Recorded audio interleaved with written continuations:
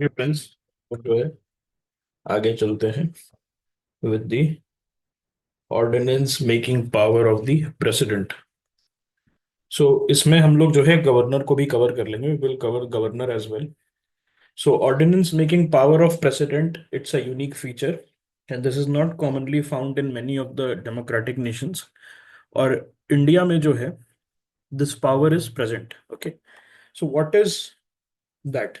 तो ऑर्डिनेंस जो है टेम्पररी लॉ है। What is ordinance? Ordinance is called as a temporary law which is enacted by a non-legislative authority which is typically the executive। non-legislative authority का मतलब क्या होता है? इंडिया के केस में हम लोग किसकी बात करेंगे? हम लोग एग्जीक्यूटिव की बात कर रहे हैं। हम लोग बात कर रहे हैं एग्जीक्यूटिव के बारे में। ओके, अब यहां पर जो है आप अगर देख रहे हैं तो ये इसको क्या कह रहा है कि टेम्पररी लॉ है। What is ordinance? Ordinance is a temporary law. It means that it has to be confirmed by somebody. So who will be confirming this law?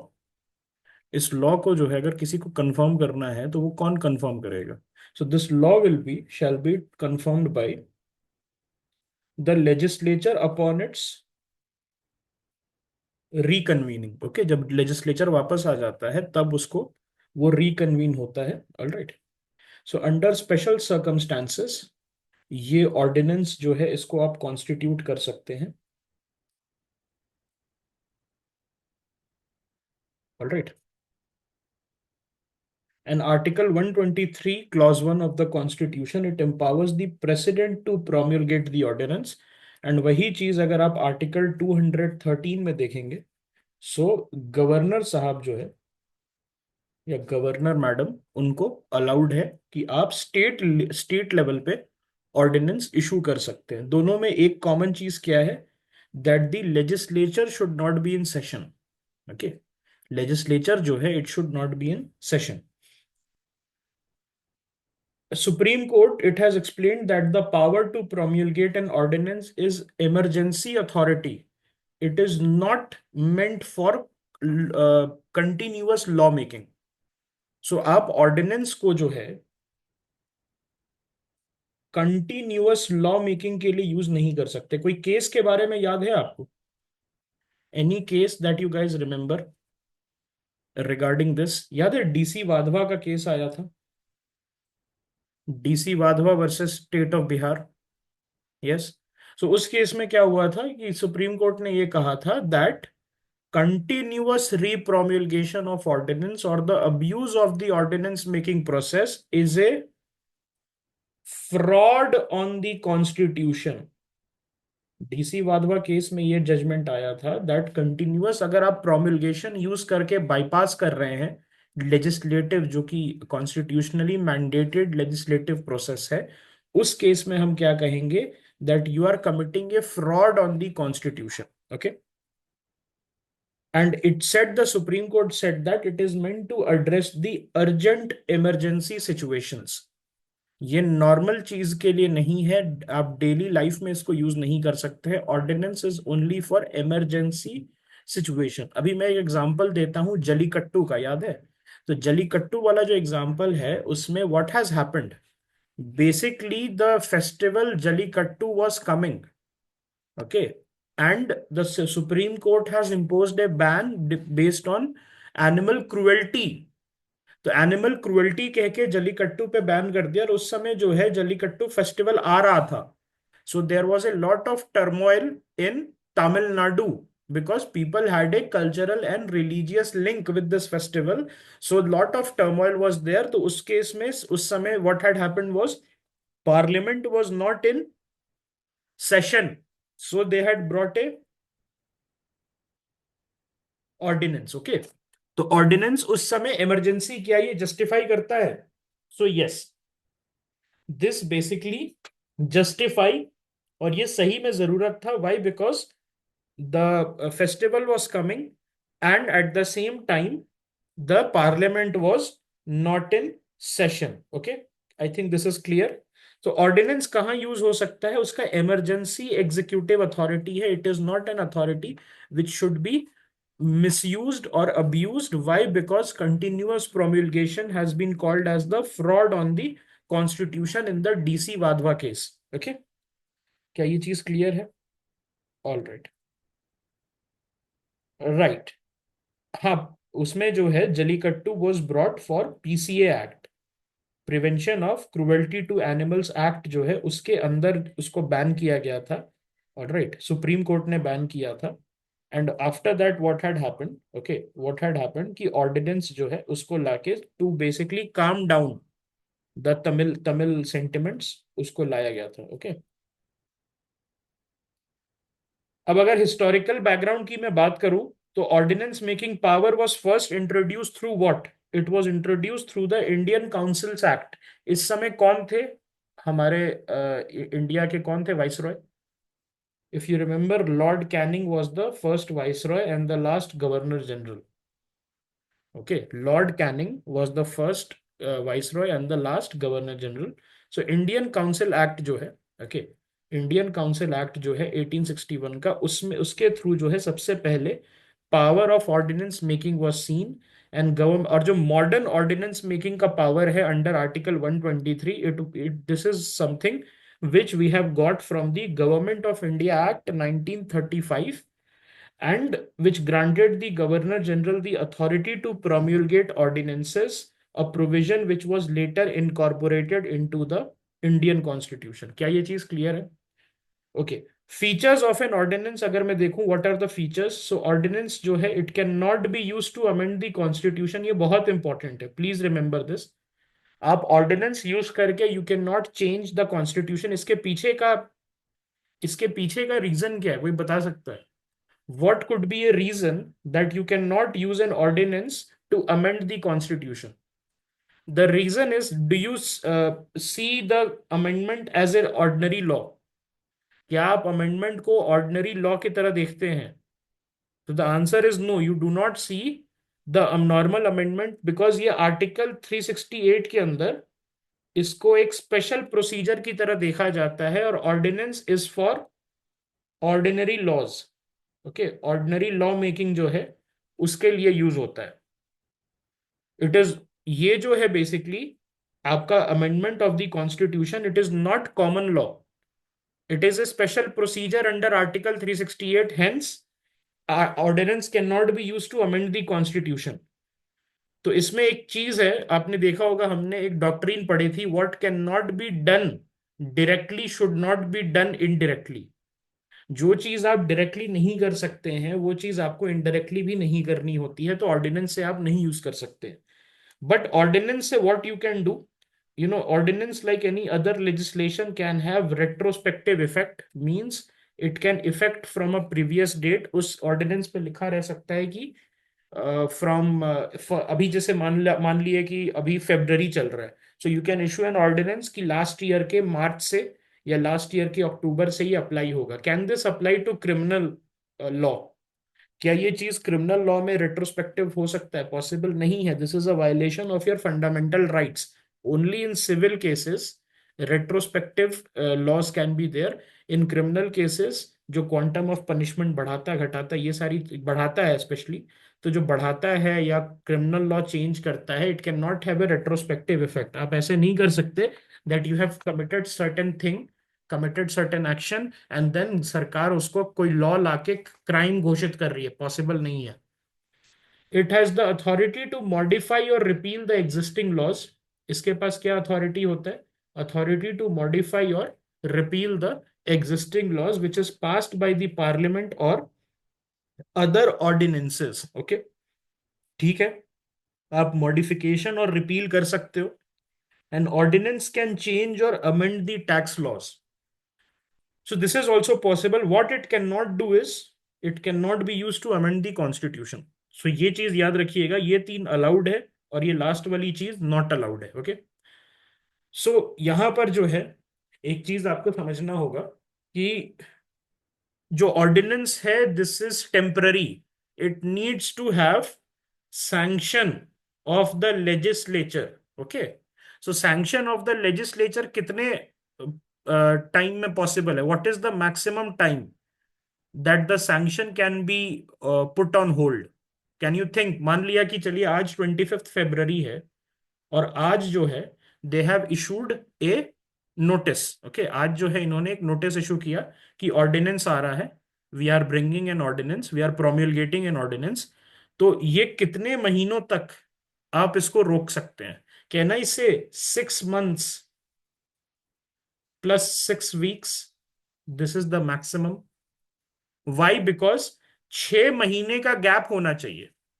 2 session में हमने क्या पढ़ा था? ओके, 2 सेशन में हमने क्या पढ़ा था कि 6 महीने का गैप होना चाहिए, 6 months का गैप होना चाहिए, plus after the parliament comes back to session it has 6 weeks।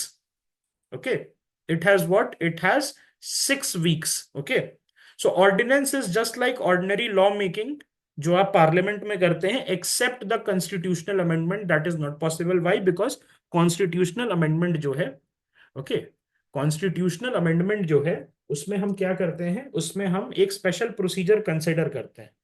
So in a year how many sessions should be there of parliament? Okay, parliament जो है उसका मिनिमम कितना सेशन होना चाहिए? मैक्सिमम तो कितना भी हो सकता है, मिनिमम कितना होना चाहिए? That this is what I am asking. क्योंकि 6 months फिर कैसे होगा? ये मेंशन नहीं है बट इंप्लाइड है कि नहीं? एटलीस्ट ट्वाइस, एटलीस्ट ट्वाइस, ये इंप्लाइड है। ये लिखा नहीं है कि एटलीस्ट ट्वाइस, सिर्फ ये लिखा है आर्टिकल 85 clause 1 में that between two sessions no more than 6 months must elapse. नहीं, वो होता है ना, budget plus monsoon plus winter होता है नॉर्मल्स कंडीशन में। मिनिमम पूछा जा रहा है यहां पर, मिनिमम 2 होना चाहिए।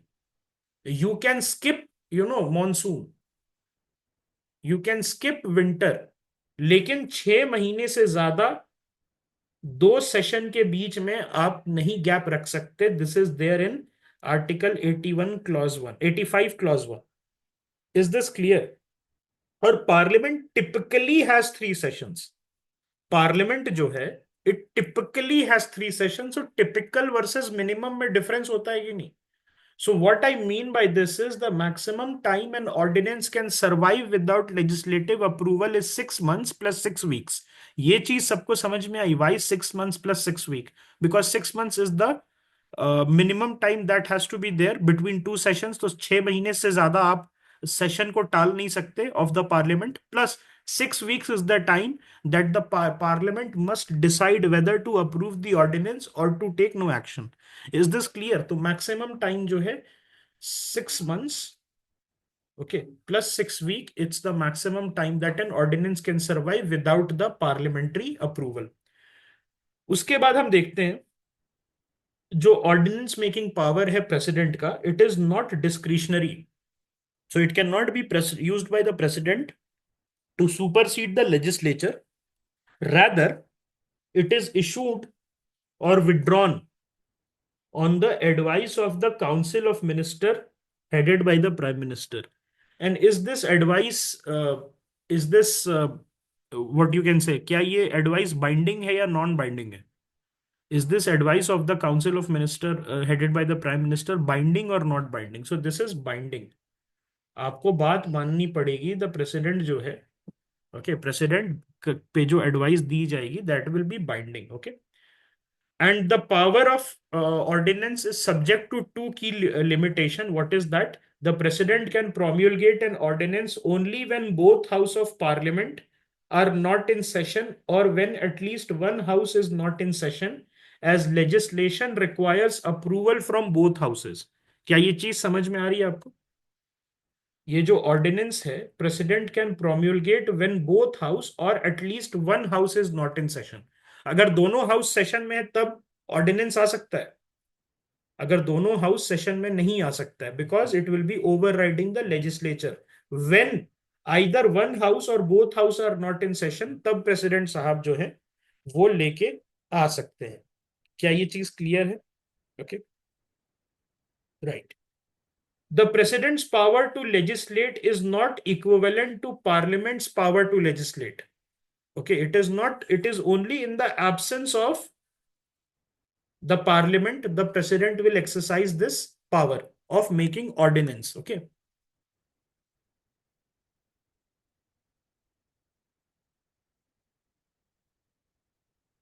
उसके बाद justiciability of the president satisfaction अगर हम देखें तो president can issue ordinance only if he satisfied that action is necessary.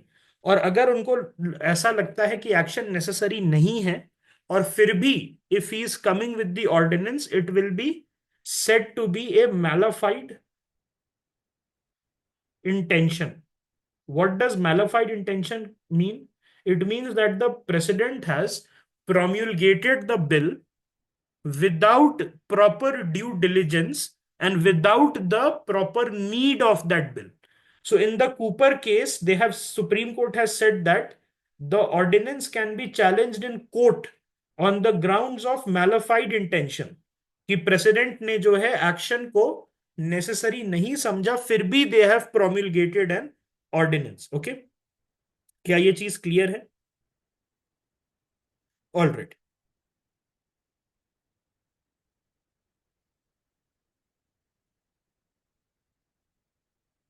38th Constitutional Amendment Act 1975 made the president satisfaction non-justiciable। आपको पता है this was a time of emergency और high handedness, लेकिन बाद में इस प्रोविजन को रिपील कर दिया गया by the 44th Amendment Act 1978, and as a result challenges based on malified intention they remain valid, ensuring judicial scrutiny.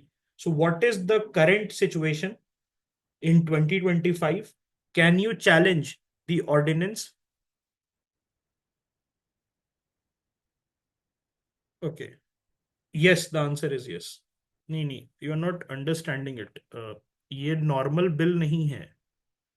This is not a normal bill जो कि आपका एक हाउस से दूसरे हाउस चला गया और फिर तीसरे हाउस में, सॉरी, प्रेसिडेंट के पास जाके आप असेंट दे रहे हो। नहीं, वैसा नहीं।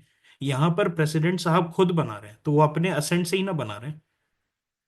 प्रेसिडेंट साहब खुद बना रहे हैं, तो if he does not have his assent, तो यहाँ विथ होल्डिंग दी असेंट कोई चीज होती नहीं है, पहली बात। अगर मैं इसको इसका जो, अगर मैं इसको देखूं विथ होल्डिंग दी असेंट, तो can I say that withholding the assent is when the president is not deeming the action necessary? Because एक बार आ गया ना, एक बार आ गया, आप ऐसे कह सकते हो। नहीं, council of minister aid and advice है ना, और aid and advice it happens to be binding. Aid and advice it happens to be binding, तो प्रेसिडेंट का असेंट है ना यहां पर। आप बताइए, प्रेसिडेंट का असेंट इन नॉर्मल केसेस आपने पढ़ा है, तो can the president use absolute veto in any case? हमने जो पढ़ा था ना, withholding the assent, can the president use that in any case? Only two cases, one is private members bill, the other is if a government has fallen, then the that previous government's bill is with the president and the new government advises against giving assent, then only. So even in normal circumstances president is not free to withhold his assent, yes or no? Even in normal circumstances, ठीक है, if council of minister don't want, without the council of ministers whatever you say aid and advice, the president cannot start the process. Okay, and if he starts the process, if he promulgates the process, it will be unconstitutional. Yes or no? Why? Because aid and advice is binding. नहीं, चलिए इसको अगर आप इस query को देख रहे हैं कि एड एंड एडवाइस के बिना president, suppose Murmu ji she says कि I am the boss head of the executive, I will promulgate the evidence without the aid and advice, I don't need the aid and advice. क्या वो supreme court strike down कर देगा saying that aid and advice is binding? Without the aid and advice there can be no. Yes, तो इस तरीके से आप देख सकते हो। ठीक है, अभी यहां समझ में आया सभी को? Okay. Duration and validity constraints. So ordinance can be issued only on subject where parliament has the power to legislate. An ordinance is subject to the same constitutional limitation as parliamentary acts, meaning it cannot infringe upon or eliminate any fundamental rights. So इस चीज को आप ध्यान रखेंगे, please try to understand. इस चीज जो है इसको आप ध्यान रखेंगे कि आपका सुपर पावर नहीं मिल रहा है ऑर्डिनेंस से। ऑर्डिनेंस से सुपर पावर नहीं मिल रहा है, it's a parallel power which you get when the house is not in session. You cannot supersede the powers of parliament. आप ऐसा कुछ नहीं कर सकते जो पार्लियामेंट नहीं कर सकती है. Okay, so it's not a superpower, it's a normal power which you get only when the parliament is not in session. An ordinance is subject to the same constitutional limitation just like parliament is, or it cannot infringe upon or eliminate any fundamental rights. An ordinance can be issued only on subjects where parliament has the power to legislate. So what are the subjects? Can I say union list and concurrent list? So topics of union list and concurrent list, they can make the ordinance. Okay. What is the maximum validity period? तो मैंने आपको बताया maximum 6 महीना 6 हफ्ता. That's it. 6 months. Why? Because this is the this is the maximum time that has to elapse between two session. और उसके बाद after the session is convened, the parliament gets 6 weeks to give the ordinance shape of a law or to reject it. Okay. अब हम बात करते हैं ordinance making power of the president versus governor. Governor के पास भी रहता है पावर. अब उसमें देखते हैं. सो कुछ सटल डिफरेंसेस है that you have to identify. President का आर्टिकल 123 होता है. So he can issue an ordinance when both houses of parliament are not in session. Governor, he can issue an ordinance when the state legislature is not in session. अब यहां पर क्या होता है that many states, okay, majority of the states, they have only one house, है कि नहीं? They do not have a bicameral feature. They have only one house. और उस हाउस में जो है what we see कि अगर वो सेशन में नहीं है तब गवर्नर साहब he can legislate and he legislates on state list. Governor जो है वो स्टेट लिस्ट और कॉन्करेंट लिस्ट जो है उस पे कर सकते हैं. उसके साथ साथ यहां पर जो पार्लियामेंट है वो यूनियन लिस्ट और कॉन्करेंट लिस्ट पे कर सकती है. ठीक है. क्योंकि they both enjoy the same authority as a law passed by state legislature for the governor. जो पावर स्टेट लेजिस्लेचर के पास है वो पावर गवर्नर के पास आएगा during the time of ordinance making, और प्रेसिडेंट के पास पार्लियामेंट का पावर आएगा during the time of ordinance making. And ordinance making aligns with parliaments legislative authority. whatever is the extent of the parliament's authority, वही extent आपको मिलेगा president साहब को. So president साहब can only make laws on union and concurrent list, whereas governor साहब he can make laws on state and concurrent. Okay. So ordinance ceases 6 weeks after parliament reassembles unless it is disapproved earlier. अगर उस पे बैठ जाए parliament ordinance पे तो 6 हफ्ते का इसका टाइम स्पैन होता है. Within 6 weeks, if it is not approved as a normal law, it collapses, or it can be disapproved. तो ऑर्डिनेंस के ऊपर यहां पर आप ध्यान से देखिए, ऑर्डिनेंस के ऊपर 3 एक्ट्स आप कर सकते हैं. whenever the parliament will reconvene, either it can approve, so then it becomes law. It can disapprove or reject, then it ceases to be a law. Or 6 weeks of inaction in this case also, when the parliament reconvenes or the state legislature reconvenes, अगर 6 हफ्ते तक कोई action नहीं लेगा, then also ordinance collapses. So you can ignore or reject. Yes, you are correct in both cases. The bill will collapse and then approve करेंगे तो the bill जो ordinance है वो आपका एक एक्ट बन जाएगा. क्या ये चीज क्लियर है? ओके.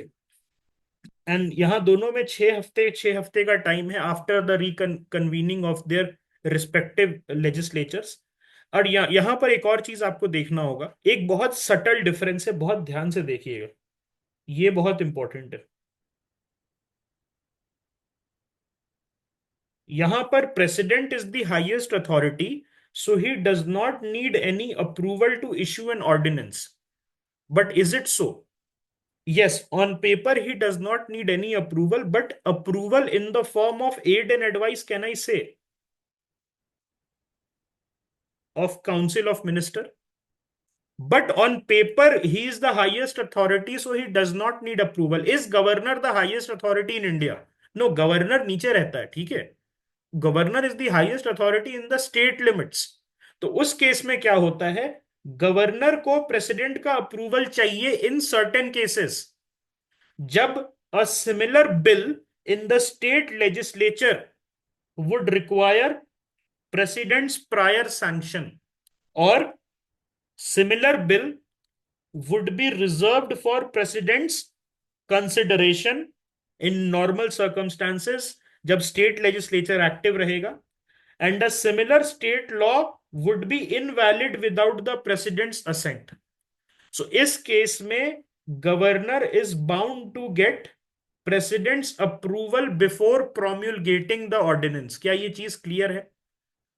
गवर्नर का जो असेंट है, वो गवर्नर को असेंट लेना जरूरी हो जाता है प्रेसिडेंट का. ओके, when it comes to these three cases. ये चीज सबको समझ में आई कि नहीं आई? Did everybody get this part और नॉट? Is this clear? दोनों में क्लियर है? रिपीट कर दूं? ये समझ में आया, president does not need anyone's approval to issue an ordinance. Okay. यहां पर आप देखिए, गवर्नर साहब को he does also not need the approval, but he need approvals in three cases. Specific case है कि अगर similar bill state legislature pass करता, so it would have required president's prior sanction before introduction. ऐसे कुछ bill होते हैं जो जिनका प्रायर सैंक्शन आपको चाहिए होता है before introducing in the state legislature. Yes और नो? यस. तो उस केस में जब आप सिमिलर बिल का ऑर्डिनेंस निकाल रहे हैं, सिमिलर सब्जेक्ट पे ऑर्डिनेंस निकाल रहे हैं, तब प्रेसिडेंट का अप्रूवल आपको चाहिए. Then a similar bill in the state legislature would be reserved for the president's consideration. तो governor can also assent, but governor has an additional power to reserve certain bill for the presidential consideration. Yes और नो? ये चीज समझ में आई? Governor साहब जो है, वो कुछ बिल ऐसे होते हैं जिनको स्टेट लेजिस्लेचर अगर पास कर दे, he can give assent, he can withhold assent, he can sit on it, और he can reserve it for the presidential consideration. So if that is वो बिल उस टाइप का है, सो वहां पर प्रेसिडेंट का प्रायर अप्रूवल चाहिए बिफोर ऑर्डिनेंस उस केस में आप लेके आ रहे हैं. अगर सिमिलर लॉ में आप ऑर्डिनेंस बना रहे हैं जहां पर वो रिजर्व होगा प्रेसिडेंट के कंसिडरेशन के लिए, so in that case, okay, in that case what we need prior permission of the president before we get the sanction. And a similar state law would be invalid without the president's assent. मतलब अगर कोई ऐसा state law आ रहा है ordinance के through, जो normal route में भी without the president's assent would not have taken a shape of a law, in that case also ordinance बनाने से पहले इस टाइप के लॉ में, इन तीनों टाइप के लॉ में आपको प्रेसिडेंट का अप्रूवल चाहिए. इसमें किसी को डाउट है? मैं फिर से समझाने के लिए तैयार हूं, आपको बस बताना है आया नहीं आया. अब समझ में आया? क्लियर है? एक बार मैं रिपीट कर देता हूं, ठीक है, कोई दिक्कत नहीं. आप देखिएगा. ओके, आप यहां पर देखिए कि ये समझ में, फिर मैं पूछ रहा हूं, स्टार्टिंग से पूछ रहा हूं. प्रेसिडेंट को किसी के अप्रूवल का, ओके, प्रेसिडेंट को किसी के अप्रूवल की जरूरत नहीं है, ये समझ गए? यहां देखिए, गवर्नर को भी जरूरत नहीं है accept in three circumstances. Governor को भी जरूरत नहीं है एक्सेप्ट इन थ्री सर्कमस्टांसेस. अगर सिमिलर बिल जो आता, आपके स्टेट लेजिस्लेचर अगर एक्टिव होता, उसमें आपको सिमिलर बिल को प्रेसिडेंट का प्रायर सैंक्शन की जरूरत होती, प्रेसिडेंट के प्रायर सैंक्शन की जरूरत होती, या सिमिलर बिल को आफ्टर द पासिंग आपको रिजर्व करना होता प्रेसिडेंट के कंसिडरेशन के लिए, या सिमिलर लॉ को वुड हैव बीन इनवैलिड, वो वैलिड नहीं होता विदाउट प्रेसिडेंट्स असेंट. तो इन केसेस में अगर सिमिलर कंटेंट पे या सिमिलर टॉपिक पे आप एक ऑर्डिनेंस लेके आ रहे हो, तो उसके लिए आपको प्रेसिडेंट की अप्रूवल चाहिए। क्या ये समझ में आया? Were you able to get this one? Okay. तो ये जो है, क्लियर है? ये जो है, ये पावर कहां से आ रही है? आप अगर देखोगे तो governor can reserve the bill, okay, can reserve the bill for the president's consideration. Okay, तो ये article 200 of the constitution, okay, वहां पर है। All right. और उसमें जो है, ओके, उसमें जो है, हम क्या देखते हैं कि एक बार प्रेसिडेंट को बिल चला गया, if the governor reserves the bill for the president's consideration, तो उस केस में फिर वो प्रेसिडेंट की ड्यूटी होती है, गवर्नर साहब हट जाते हैं।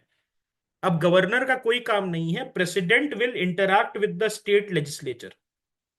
अब ये आप पूछेंगे कि किस टाइप का बिल, किस टाइप का बिल प्रेसिडेंशियल कंसिडरेशन के लिए रिजर्व किया जाएगा?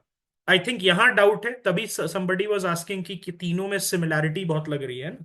तो आप समझिए कि ऐसा अगर स्टेट असेंबली बिल पास करे जो हाई कोर्ट के पावर को कर्टेल कर रहा है, हाई कोर्ट के पावर को कर्टेलमेंट हो रहा है, या there is a bill by the state which is in conflict with a already present central law, या ऐसा बिल जो नेशनल इंटरेस्ट के खिलाफ है, so these kinds of bill will be reserved for the presidential consideration, okay, and they will be, okay, they will have to be reserved, okay, for the president's consideration। क्या यहां तक समझ में आया? Okay, नहीं एग्जांपल तो दे दिया ना। हाई कोर्ट के पावर टाइप्स ऑफ बिल है ना, हाई कोर्ट का पावर हो गया, सेंट्रल लॉ हो गया, नेशनल इंटरेस्ट हो गया, ओके, ये सारी चीजें जो है, ओके, ये सारी चीजें जो है आपको वहां पर देखनी है, तो उसको रिजर्व करना होगा, ओके, उस टाइप के बिल में, ओके, उस टाइप के बिल में आपको क्या करना होगा, उसको रिजर्व करना होगा। तो अगर मैं चाहूं तो क्या मैं इस टाइप के ऑर्डिनेंस लेके आ सकता हूं एचसी का पावर कर्टेल करने के लिए? Can the governor bring an ordinance directly? नहीं, उसमें प्रेसिडेंट का अप्रूवल चाहिए आपको। उसमें क्या चाहिए? उसमें जो है आपको प्रेसिडेंट का अप्रूवल चाहिए, ओके।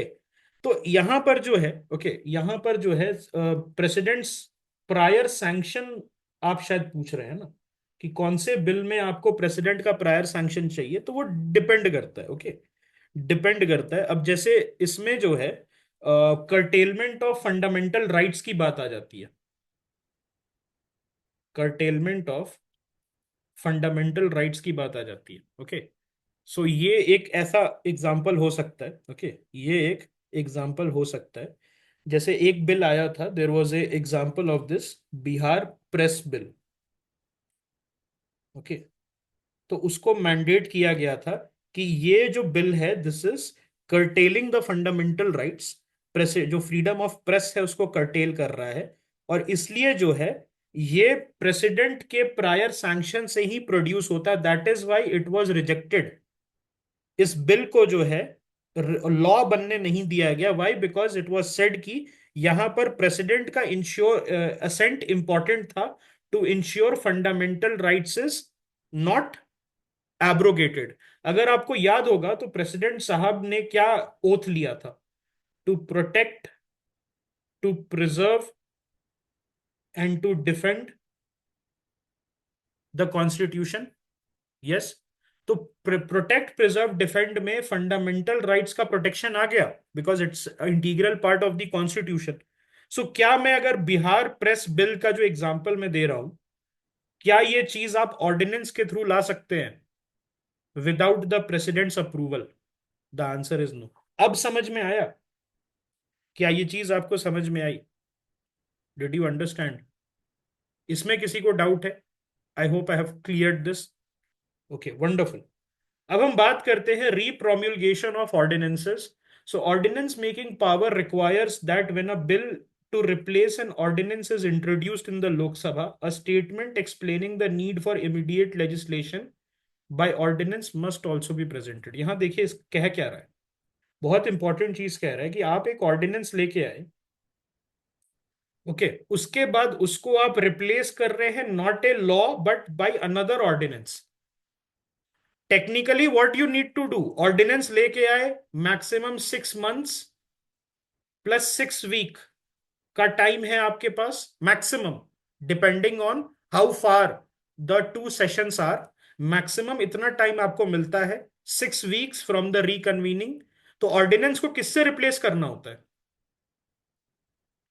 ऑर्डिनेंस को क्या पार्लियामेंट्री लॉ से रिप्लेस करना होता है या लेजिस्लेटिव लॉ से? ये समझ रहे हैं?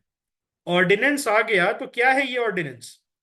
ऑर्डिनेंस इमरजेंसी पावर है ना, इमरजेंसी सिचुएशन पावर है.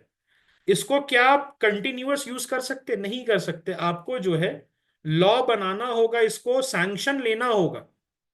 इसमें जो है you need the sanction of parliament और द स्टेट लेजिस्लेचर, डिपेंडिंग कहां आ रहा है.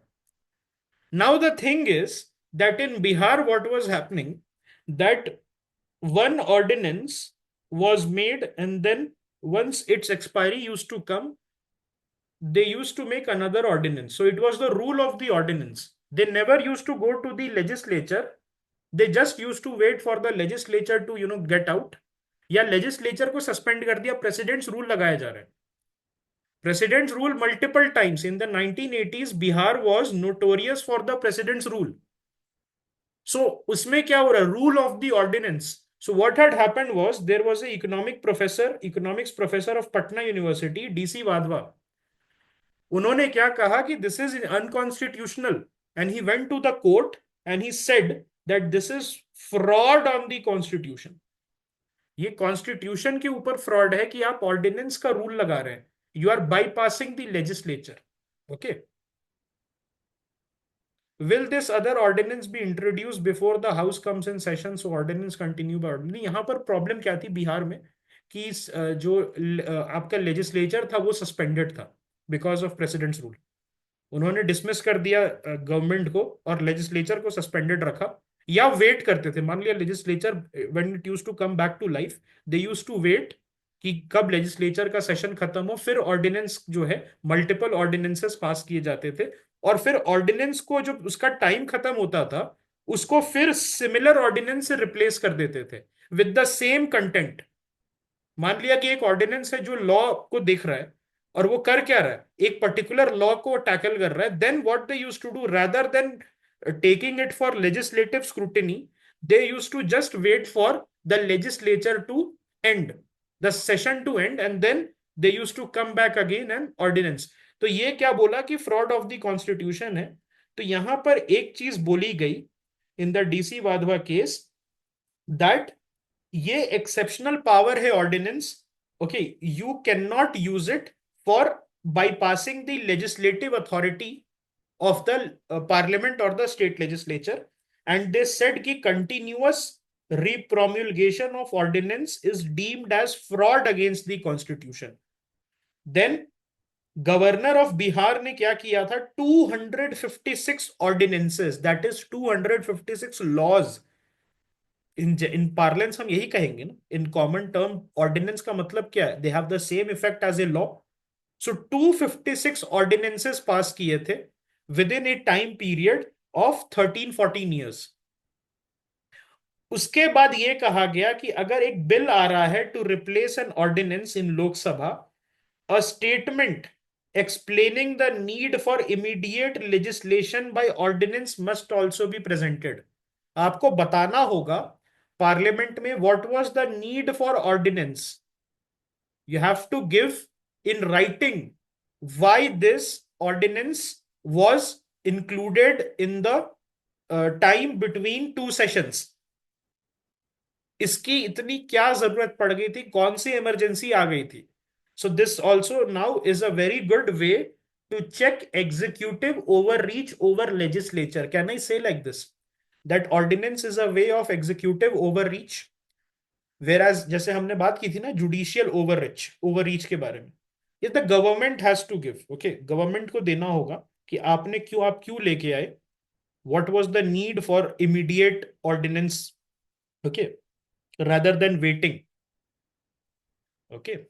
विच state? Bihar was functioning under the governor, बार बार स्टेट गवर्नमेंट डिसमिस हो जाती थी, बार बार प्रेसिडेंट्स रूल लगते थे। इसी एक रीजन ये भी है बिहार के दुर्गति का। In today's time, if you see, Bihar used to be at one time very, very politically unstable state. This led to the rise of certain people who destroyed the state absolutely. And then उसके बाद जो है आज तक we are facing that problem. Okay.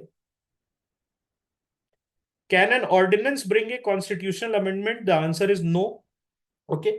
Please remember, constitution का जो amendment है, constitutional amendments are permanent, ordinance is temporary in nature, ordinance making power is limited, and constitutional amendment जो है उसको क्या कहा गया है?